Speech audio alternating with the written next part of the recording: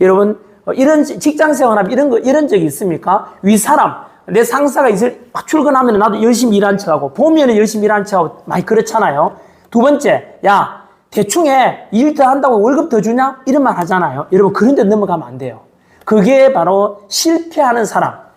절대로 성공할 수 없는 정말로 같이 실패하지 않은 주의자들의 생각이고, 성공하고 정말로 자기가 자유함 누리고자 하는 사람은 반대가 돼야 돼요. 나는 어느 곳에 어떤 직장에서 무슨 일을 하든 간에 알바를 하더라도 나는 사장이나 내 상사가 보든 안 보든 내 열심히 일한다. 그런 마인드가 돼야 됩니다. 여러분, 반드시 그 마인드를 가지고 그런 사람이 성공합니다. 눈치 보지 말아 이 뜻입니다. 놀랍게도 뭐냐면요, 제가 이사장 하잖아요. 그러면은 제 눈치를 다 보잖아요. 원장이나 부원장 이런 사람들이, 그죠? 제가 일요일이나 안 가는 날 나가보면은 보여요. 내가 있든 없든 열심히 하는 사람이 있고, 내가 볼 때만 열심히 하는 사람이 있는데요, 그게 다 보입니다.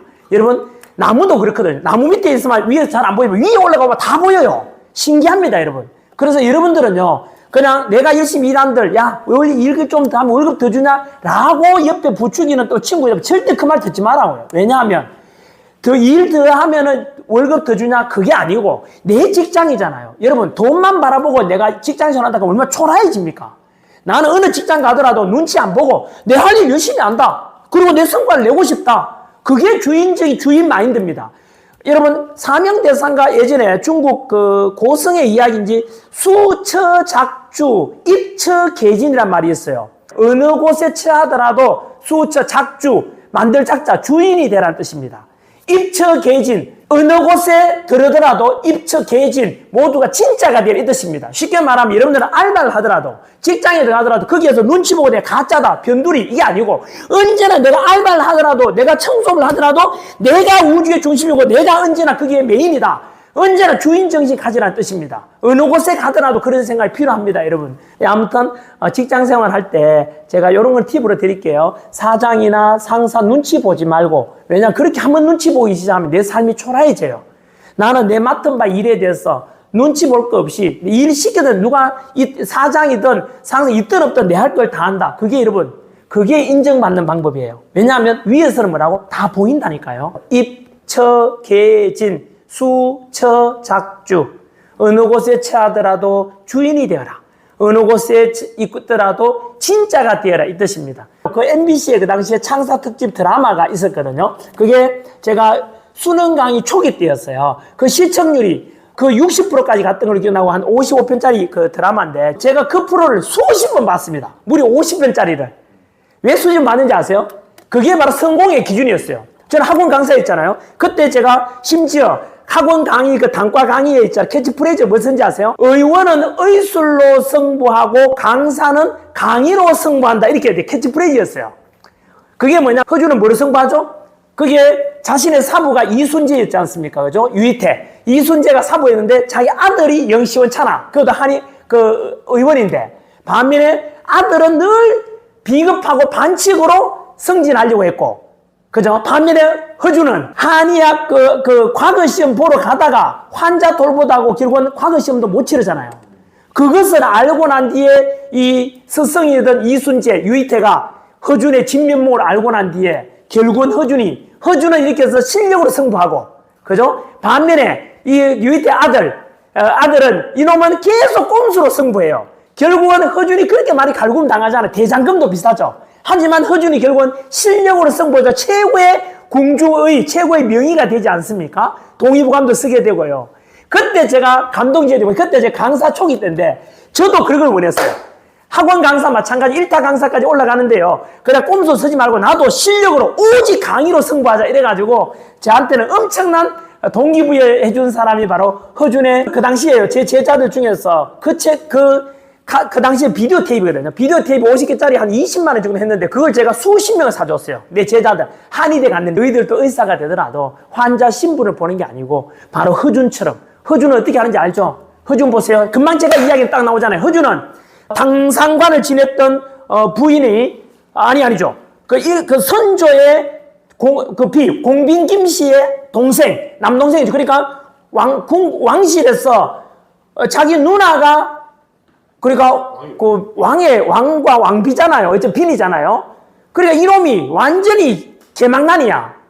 허준 보고 약을 못 먹겠다 하지 않냐 막 그래요. 약삽을 집어 던지는데 그때 허준은 약을 드셔야 합니다 하거든. 얘 이놈이 네가 어린데 이놈이 나에게 이러거든. 그럼에도 불구하고 약은 드셔야 합니다 이래요. 그때 허준을 보고 바로 그겁니다. 그리고 반면에 저 있잖아요. 그 해민서 서민들 있잖아요. 그 서민들이 오는 해민서에 가서 그 초라하고 행색이 초라한 그 환자들 왔는데 그 피고름을 다 빨아내요. 직접 독 빼낸다고.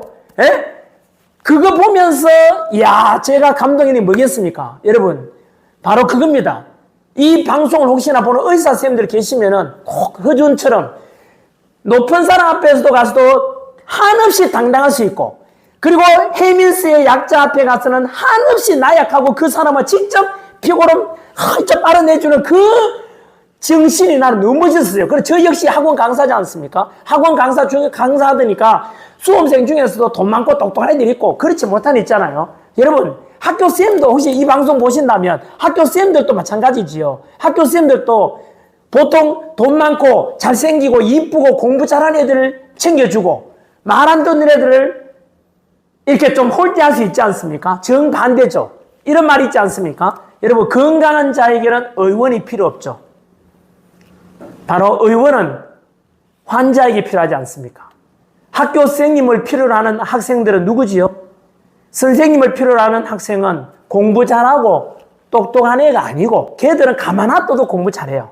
바로 집안에서든 친구 사이든 상처받은 애들, 공부 잘 못 따라온 애들이 선생님을 필요로 하지 않겠습니까? 이런 아이들을 챙겨주는 게 훌륭한 선생님이죠. 여러분 말 나온 김에 한번 돌아보십시오. 여러분 학교 다닐 때 나는 그 선생님이 너무 좋았어. 나는 그 선생님 정말 싫어. 딱 돌아볼 때 나는 그 선생님이 정말 좋아서라는 선생님의 공통점이 뭡니까? 내가 힘들고 상처받고 어려울 때 나에게 따뜻하게 다가와준 선생님. 그죠? 나에게 위로해주고 용기 준 선생님이 좋은 선생님으로 기억나지 않습니까? 바로 이겁니다. 여러분, 그래서 저도 뭐 학원 강사로 학교 교사, 존경받는 교사 선생님과는 다르지만, 비록 학원 강사였지만, 그럼에도 불구하고 언제나 학생들에게 제 나름대로는, 그래서 혹시나 전에 제 유튜브에 전환길 선소리하는 거 많지 않습니까? 야! 때리쳐! 뭐 있잖아요. 이 선소리하는 영상 보면은, 그게 왜냐면 저는요, 300명 있는 강의실에 단 한 명만이라도 졸고 있으면 수업을 안 해요. 왜냐하면 앞에 있는 애들 관심 없습니다. 왜냐하면 앞에 앉아서 공부 잘 따는 애들 가만 놔둬도 걔들은 다 시험을 합격해요. 근데 한 명 저 뒤에 졸고 있는 애를 깨워서 공부시키는 이유가 뭐냐 하면은 저도 편하려면 뭐 수강료내 있겠다. 그냥 모른 척하고 가면 되는데 저는 이 생각했어요. 그 졸고 있는 아이들 보면은 그런 생각을 했죠. 언제나 그 못 따는 애들 보면은 그래 쟤들도 똑같은 수강료 낸 귀한 학생이고 수험생이고 두 번째 그 학생의 부모님이 생각나요. 저는 그 부모님이 노량진에서 천안길 수업 들으러 보낼 때는 그 장면을 그 부모님께서 지켜보신다 생각해 보세요. 부모님 심정 이럴 거 아니에요. 야 천안길 선생님 우리 아이가 지금 좀 못 따라가고 졸고 있는데 그래도 선생님 우리 애도 깨워가지고 공부시켜 주셔야 되지 않습니까? 라고 천안길을 믿고 보냈을 거 아니에요. 근데 그래서 저는 그 학생들을 또 늘 깨워서 같이 합격시키려고 애를 썼던 기억이 나요. 아무튼 성경 속에 예수님도 그렇거든요. 울타리 안에 있는 99마리 양이 있어요.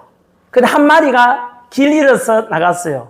그럴 때 여러분 선량한 목동이라면 어떻게 하겠습니까? 품 안에 있던 울타리 안에 있던 99마리의 양보다 놔두고 잃어버린 한 마리 양을 찾으러 가는 것이 진정한 선량한 목자 아니겠습니까? 그래서 혹시나 이 방송 보시는 중에서 의사 선생님도 많이 있건데요. 제 아는 친구도 이거 봅니다. 의사 선생님도 마찬가지로 돈 많고 이쁘고 이런 편한 환자보다는 어렵고 또 그죠? 참 어려운 이런 환자들 그게 히포크라테스 선서 내용이잖아요. 의사 선생님은 환자의 신분을 보면 안 되고 언제나 병만 바라봐야 되지 않습니까? 그죠? 학교 선생님도 마찬가지로 공부 잘하고 이쁘고 잘생기고 돈 많은 집 애들 이런 애들은 가만 놔둬도 잘 가요. 정말로 선생님 필요한 아이들은 학교 성적 공부 잘 못 따라오고 집안이나 친구한테 상처받은 애들이 그게 진정한 선생님이지 않습니까? 그래서 건강한 자에게는 의원이 필요 없고 병자에게 의원이 필요하듯이 언제나 그래야 되지 않겠나 생각을 해봅니다. 나중에 혹시나 의사 선생님 계시면은 또는 의대생 있으면은 드라마 다운받아가지고 정광열 나오는 허준 드라마 꼭 한번 보세요. 허준. 정말로 명작입니다. 제가 그거를 언제 많이 봤는지 아세요? 잘 나갈 때, 수능 강의 때 제자들 사줬잖아요. 그대로 제가 망했잖아요. 대구에서 출판사, 하우사 많이 들어 서울 올라왔죠? 노량진에서 또 밑바닥부터 시작했잖아요. 밑바닥부터 시작했잖아요. 완전히. 그때 제가 드라마를 서울 와서 혼자 제가 고시텔, 그것도 보증금 없어서 친구가 구해주는 건데, 고시텔에 있을 때 그 드라마를 다운받아서 보고 또 보고 주먹 불끈 쥐고 허준 드라마를 또 보고 했던 기억이 나요. 딴 게 있습니까? 그래. 허준이 그렇게 관시받고, 그렇게 관시받고 했지만은 실력으로 승부해서 당당히 1등이 되고 명의가 되는 최고의 궁중의가 되는 허준을 나도 본받자 이래가지고 실력으로 승부하자 이렇게 했던 기억이 나요.